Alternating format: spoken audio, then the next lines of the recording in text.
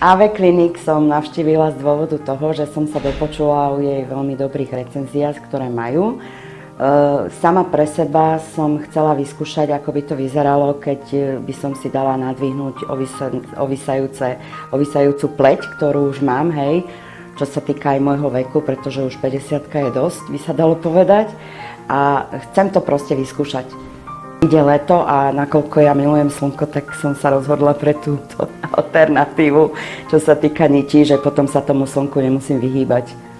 Nebojím sa ničoho, čo je považlivé, pretože ja doktorov teda vôbec nemusím, ale je to zvedavosť, je to očakávanie a cítim sama v sebe, že to dopadne dobre a dôverujem tejto klinike.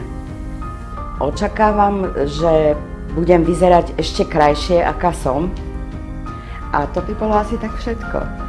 Samotný zákrok trvá približne 20-30 minút podľa toho, ktoré lokality ideme ošetriť.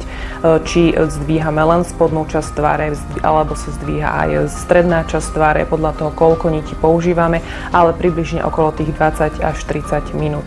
Pred zákrokom klientka musí jedine vysadiť lieky proti zráženiu krvi, ak nejaké užíva, ako anopírin, aspirín alebo niečo takéto. Už pri konzultácii preberáme, či užíva nejaké takéto lieky. Pokiaľ áno, tie treba samozrejme tak, ako pred každým chirurgickým zákrokom vysadiť približne 7 dní. Nemalo by sa fajčiť pred tou aplikáciou ani po aplikácii približne 1 až 2 dní. Po aplikácii následne tých nití klientka odchádza od nás po aplikácii domov s tým, že musí sa 1 až 2 dní vyvarovať nejakej výraznej mimike tváre, veľmi sa smiať, masírovať si tvár. Tiež je dobré vyvarovať sa fajčeniu. Ten zákrok nie je nejako veľmi bolestivý, samozrejme niekedy niečo cítia, pokiaľ narazíme na kosť alebo sa to dostane trošku do podkožia.